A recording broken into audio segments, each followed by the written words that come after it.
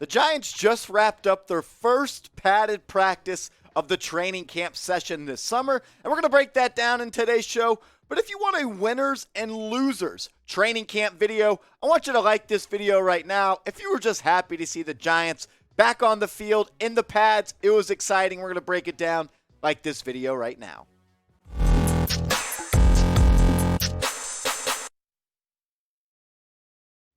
Welcome into New York Giants Now by Chat Sports. I'm your host, Marshall Green. And in today's show, we're going to look at some injuries. There were some injuries that came up before the Giants hit the practice field today. Then we'll talk about Daniel Jones. He's been a hot topic throughout training camp today.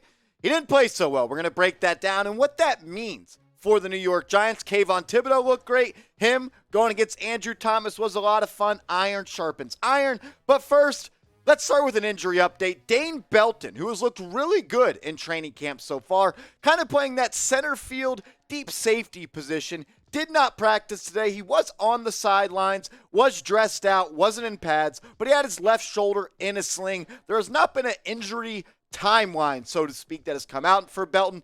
I don't think it's all too serious, or he wouldn't have been on the sideline. I think he would have been back with the trainers and in the facility doing some rehab and, doing work to get back on the field. So that is kind of a slimmer or glimmer of some good light for Dane Belton, but he did not practice. Left arm was in a sling, and he was not the only guy that did not practice today. Jarren Williams also did not practice. There's no injuries for these guys that have come out towards the media. So once we get those, we'll break those down. Ricky Seals-Jones also did not practice, and neither did Jon Feliciano, who was suffering from heat exhaustion, so he did not practice today. So these four guys did not all practice. Dane Belton, Jarren Williams, Ricky Seals-Jones, and Jon Feliciano did not all practice. So I want to ask you this question. I know you do. As Giants fans, we all do. If you hate injuries, I just want you to go down in the comments section and type F injuries, because it seems like the Giants always have these injuries come out. A new young player plays well. Daniel Bellinger goes on the PUP. He came back quick, but now it's Dane Belton. Azeez Ojulari's on the PUP with the NFI list. He's also hurt. Sterling Shepard, Nick Gates, and Matt Peart also did not practice. So if you hate injuries and you're tired of them, I want you to type F injuries in the comments right now. And once we get an update on whether it's Sterling Shepard or Azeez Ojulari or Dane Belton, we will make a video for you guys as soon as possible. That's why you subscribe, because when news comes out, an injury update comes out, we're going to get you guys a video as soon as possible. The NFL season is right around the corner, so subscribe, because we're going to continue to put out videos every single day on this channel. Coverage is going to heat up. Content's going to heat up. You're not going to want to miss it. Hit that big red button right now.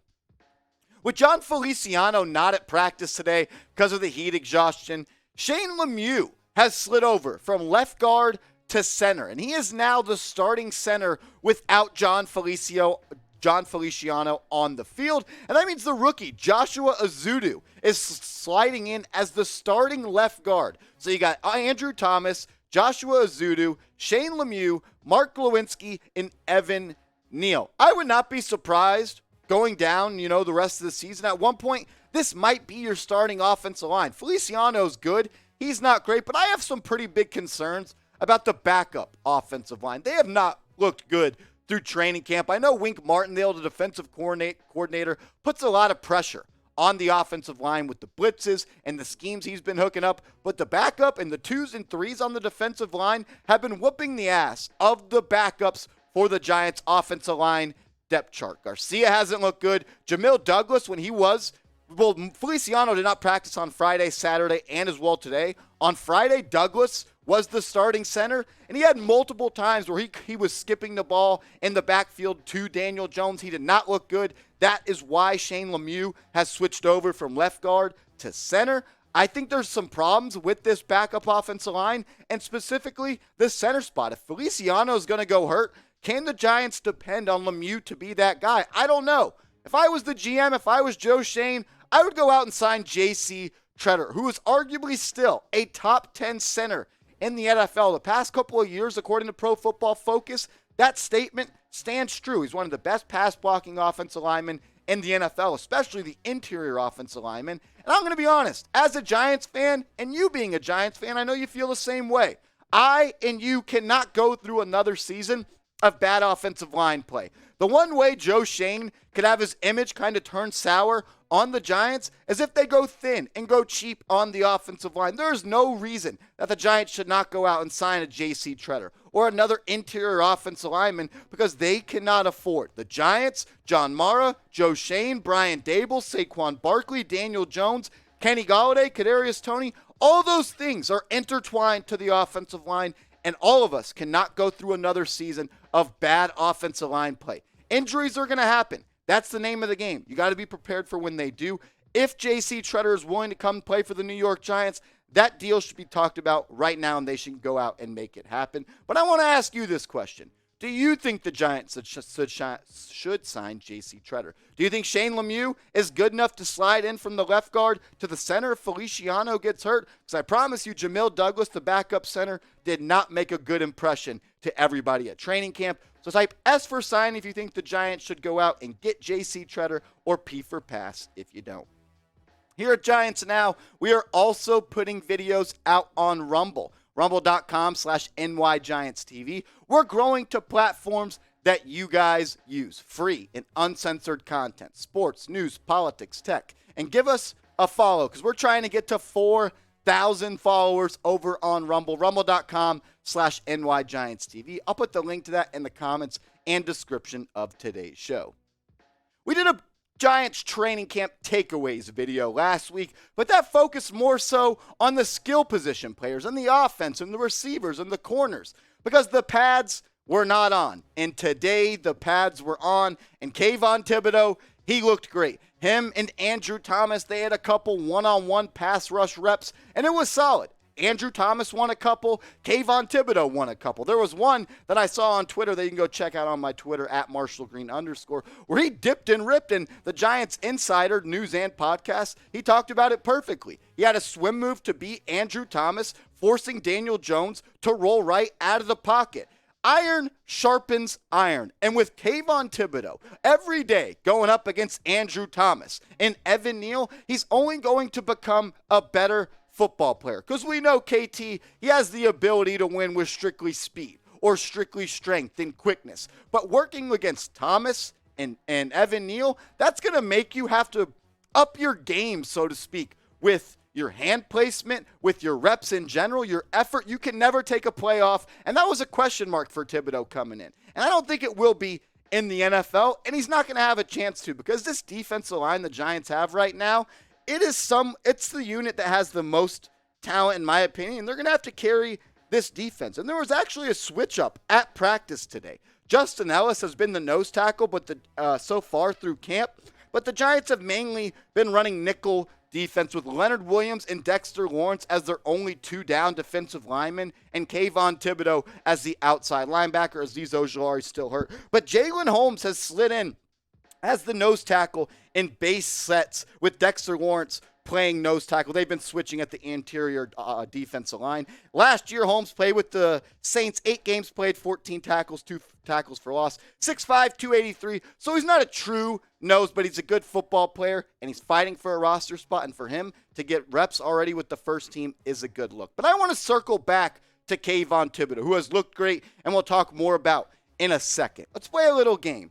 Over and under. Let me know what you're thinking. 8 sacks for Kayvon Thibodeaux in his rookie season. I'm typing O for over. I think he's going to have a great year. I think he's going to push for double digits, but I want to hear from you. Type O for over or U for under. To close today's show, I just want to go through a series of tweets that I thought were very newsworthy and noteworthy while Giants practice was going on. And shout out to everybody that gets shown on today's show. They're at practice. They're working hard. I want to give the credit to them. Justin Pennica, Talking Giants, one of my favorite YouTube channels out there that covers the Giants. Great follow. Give him a follow. He said, Daniel Jones has been not very good today. A lot of inaccurate throws. Most uncomfortable he's looked so far in camp. And Pat Lonnie of NJ.com said the same thing. He said, that's a wrap. Not a good ending to practice for Jones, who was 1 for 9 with a 5-yard completion to Slayton once the team switched out of situational drills. I don't want to make too much, and I know I don't want to say any names, but Pat Leonard has been pretty loud on Twitter about the Giants moving on from Daniel Jones. I don't want to make too much of it, But this is year 4. This isn't rookie year Daniel Jones. It's time for him to eliminate the what the F plays from his playbook and from his bag too many times. If he's looking uncomfortable, that's not a good sign for me. I know it's a new offense, a new offensive coordinator, new receivers, new all that. But it's year 4. It's time for Daniel Jones to put this thing into drive if he ever wants to be a quarterback in the National Football League. Bobby Skinner, also of Talking Giants, he's been doing this every time. These were his day 5 thoughts. He spelled it pretty funny. He said, Saquon looks explosive, and the starting O ran the ball well. Today, the name of the game on offense was running the ball per Brian Dable, and Saquon Barkley looked well, and that's a good sign for him and Giants fans who's been really hard on him. He said Daniel Jones finished the day with 6 straight incompletions. Not a good day for DJ. Shane Lemieux is looking really good. Aaron Robinson had an awesome day, and Wink sent the house on 3rd down every single time. And that's what we're excited for. Wink Martindale is going to bring the house when the Giants are on defense and they're in passing situations. A much different switch up than last year. Continuing with the theme of switching the pace on offense and being more creative. Patricia Traina, who's on Twitter, works for Locked On Giants. She said the Giants lined up in Wildcat and then shifted into a traditional alignment. Saquon with a big off-tackle run. That goes with the theme of the motion, switching things up, and being creative, something Jason Garrett could never. Another thing that says Saquon looked really, really good. The Giants insider, he said a nice little jet sweep to Wan'Dale Robinson, picks up some yards. We'll see a lot of that this season. That's something we didn't see a lot of. And when you have Wan'Dale Robinson and Kadarius Toney with how special they are with the ball in their hands, just get them the ball and let them go to work. Dan Duggan, he had the fight tweeting out. You know what? Pads are on. I'm excited for this. He said tempers are starting to flare in the first padded practice. Cam Brown just grabbed Matt Breida's face mask as players jawed and pushed after a play. It's going to happen. When you're around the same people for a really long extended period of time and the pads come on, fights are going to happen. It's football. Good thing is nobody was running laps. Shout out to Joe Judge. The Giants insider also said Darian Beavers was very active. Young man off to a nice start at camp, and that's what you like to see. These young players going and showing what they did in college and moving it to the NFL field. I have high expectations for Beavers. I just want to see him get on the field and play. Athletic linebacker, really a guy the Giants do not have on this team. I want to say thank you to everybody that's made New York Giants Now a part of their day today. If you made it this far in the video, you can drop a real one in the comments section, and we'll see you tomorrow with another New York Giants Now video.